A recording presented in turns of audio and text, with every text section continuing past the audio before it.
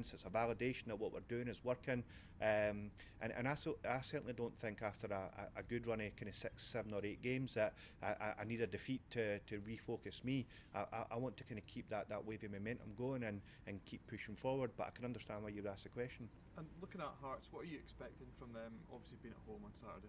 Yeah, so again, a team still in good form. You know, read their manager's comments. He doesn't think that the defeat to Aberdeen last week will derail them. They've got consistency formation. They change personnel, particularly at the top end of the pitch, quite a bit. They've got a lot of creativity and talented players. So I think this is kind of set up to be a really intriguing game at the weekend, and one that I think will be great for the fans in attendance and also for the players playing in it. And just the final one from me, have you got any sort of injury or fitness concerns going into that game at all? I think we had to nurse a few bumps and bruises at the start of the week, obviously after the 3-game week, but as the week's going on, we're starting to see more and more players come onto the training pitch, so I think we'll actually have some really healthy numbers and available players at the weekend. You've had obviously big results against big teams this season, Rangers, Celtic and going to Easter Road as well. Is that kind of give the players confidence? There's, you know, wherever you go, Tynecastle can be a intimidating place for some teams, but there's kind of that confidence you've got from going to these big games and doing well is going to kind of stand you in good stead. I think the interesting thing about going to these types of venues is that they could either be difficult places to play in for the opposition, or they could be difficult for the home team as well. So I think with the way that we're playing football just now, if we establish the level of control that we aim for, then naturally you can almost recruit the home fans, and I think we've done that on a couple of occasions this year. So yeah, we understand that it could be a tricky place to go and play and perform and actually get a result, but also in the same token, I think the performance and the results at Celtic Park and Easter Road have kind of proven that we've got the mentality and the capability to do that. Is that one of the big things you try to instill in the team? Because that Celtic game, you very much took part in the game as an attacking force from the start as well. You didn't kind of have to feel your way into the game as well. Is that something you've really worked on in the squad?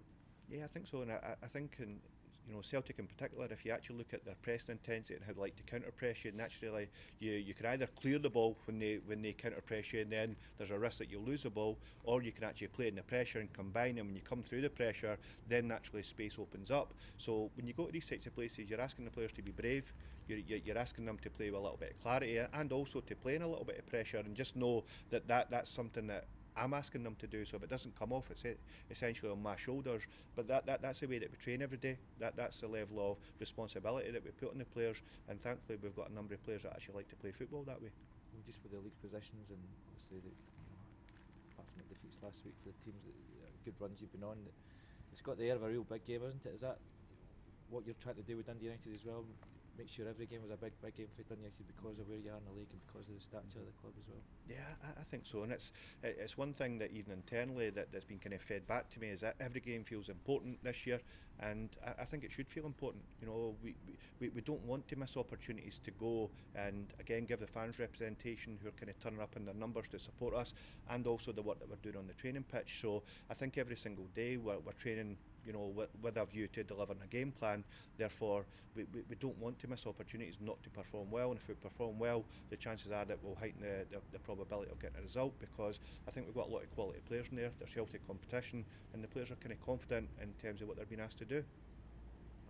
All right. Can I just ask one more, just about the progress, perhaps, of the players that are out of contract from next year? You've got Benji, you've got John Doe, and the academy players as well. Is there any report on the progress of these players? I know that's something that was reported, and I think from my perspective that's just an ongoing process where we're talking to the players. It's probably loose and informal just now, albeit regular and open and transparent, but I would imagine that with international break next week, and obviously us starting to approach January, that the club, particularly through the sporting director and support staff there, that will pick up the pace on that. But I think at this moment in time there's a lot of two-way dialogue going on. We feel quite relaxed, but naturally we'll hopefully pick up the pace on that in the coming weeks. All right, guys. Thank you.